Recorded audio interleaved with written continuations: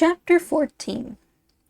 The next day, or rather the same day, at 10 o'clock, I called upon Monsieur Louis de Franchi. As I was ascending the staircase, I met two young men coming down.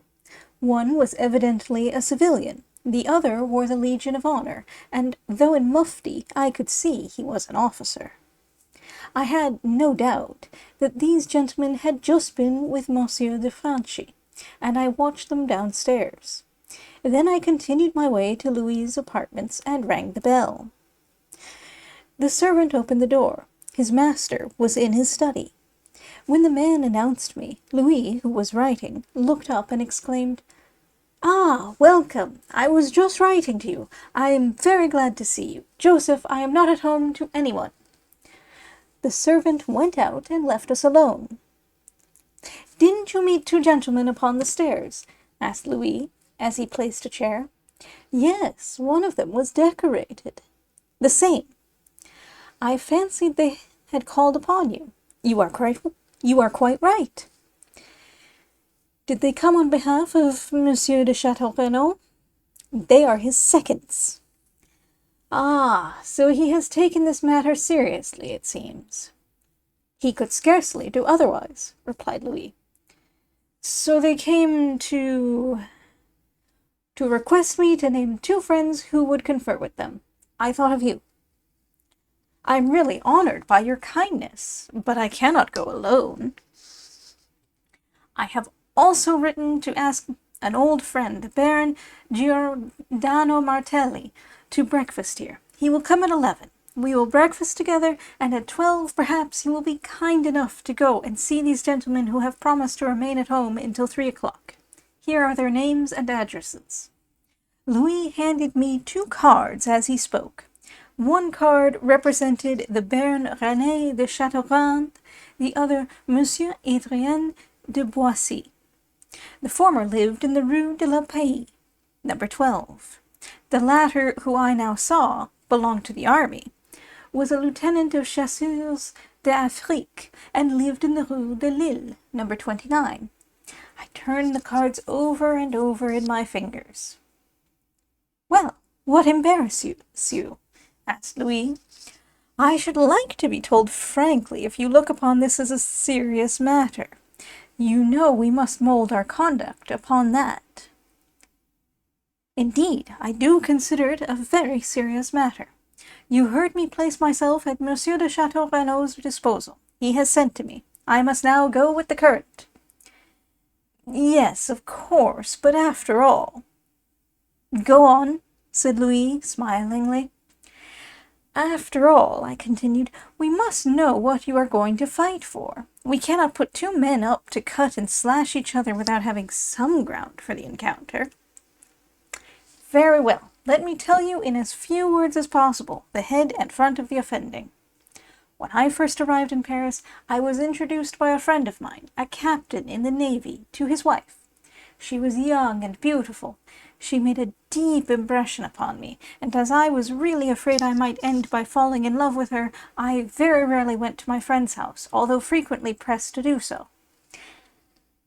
My friend was rather piqued at my absence, and at last I frankly told him the truth, that his wife being so charming, I was rather afraid to go to his house. He laughed, shook hands with me, and even pressed me to dine with him that same evening. 'My dear Louis,' said he, after dinner, 'in a few weeks I shall sail for Mexico. I may be absent 3 months, perhaps 6, or longer. We sailors sometimes know when we shall sail, but never when we may return. To you I commend Emily during my absence. Emily, I beg of you to look upon Monsieur Louis de Franchi as a brother.' The lady gave me her hand in token of agreement. I was stupefied. I did not know what to say, and I dare say I appeared very stupid to my future sister. 3 weeks after this my friend sailed. During those 3 weeks he insisted that I should dine at least once a week with them en famille. Emily's mother then came to live with her. I need scarcely say that her husband's confidence was not abused, and though I loved her dearly, I regarded her simply as a sister. 6 months elapsed. Emily's mother still remained with her, but when he went away, her husband had entreated her to receive as usual. There was nothing my poor friend had a greater horror of than to appear as a jealous husband. He adored Emily and had every confidence in her. So Emily continued to receive, and they were very friendly receptions. But her mother's presence silenced all scandal or cause for it, and no one could say a word against her reputation. At the end of 3 months or so, Monsieur de Chateau appeared. You believe in presentiments, I dare say. When I first saw that man, I disliked him and would not speak to him. I hated him. But why I disliked him, I cannot tell you. I did. Most likely because I saw that even at his first appearance, Emily seemed inclined to like him, and he evidently admired her. Perhaps I am mistaken, but as at the bottom of my heart I would never cease to love Emily, I suspect I was jealous. So, on the next occasion I did not lose sight of Monsieur de Chateau. Perhaps he noticed my looks, and it seemed to me that he was chatting in undertones to Emily and holding me up to ridicule. Had I yielded to my feelings, I would have challenged him that evening, but I reflected that such conduct would be absurd, and restrained myself. Every Wednesday thenceforth was a greater trial than the last.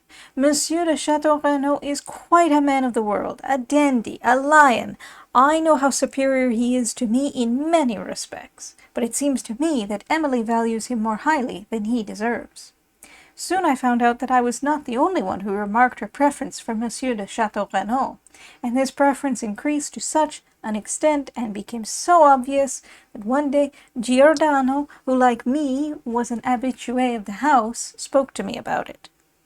From that moment my resolution was taken. I determined to speak to Emily on the subject, convinced that she was only acting thoughtlessly, and I had but to call her attention to the matter to have it remedied. But to my great astonishment, she took my remonstrances in joke, pretended that I was mad, and that those who agreed with me were as stupid as I was. However, I insisted.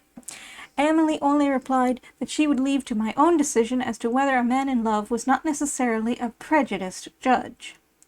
I remained perfectly stupefied. Her husband must have told her everything. Now you will understand that under these circumstances, and being an unhappy and jealous lover, and only making myself objectionable to the lady, I ceased to visit at the house. But although I did not go to her parties, I did not the less hear the gossip that was afloat, nor was I the less unhappy, for these reports were assuming a tangible shape. I resolved, therefore, to write to her, and beg her in the strongest language of which I was capable, for her own and her husband's sake, to be careful. She never answered my letter. Some time afterwards I heard it publicly stated that Emily was actually the mistress of Chateau Renaud. What I suffered I cannot express. It was then my poor brother became conscious of my grief. Then, after about a fortnight, you came back to Paris. The very day you called upon me, I received an anonymous letter from a lady unknown, appointing a meeting at the Opera Ball. This woman said that she had certain information to convey to me respecting a lady friend of mine, whose Christian name only she would mention. The name was Emily. My correspondent said I should recognize her by her carrying a bouquet of violets.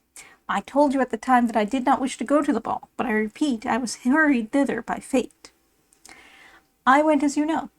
I found my domino at the place at the hour indicated. She confirmed what I had already heard respecting Chateau Renaud and Emily, and if I wished proof, she would give it me. For Chateau Renaud had made a bet that he would take his new mistress to supper at Monsieur D.'s house that evening. Chance revealed to me that you knew Monsieur D. You suggested that I should accompany you. I accepted. You know the rest. Now, what more could I do but await and accept the proposals that were made to me? But, I said at length, as a sensation of fear crossed my mind, I am afraid I heard your brother say that you had never handled a sword or a pistol.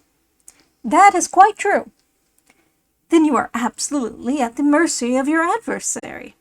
I cannot help it. I am in the hands of Providence.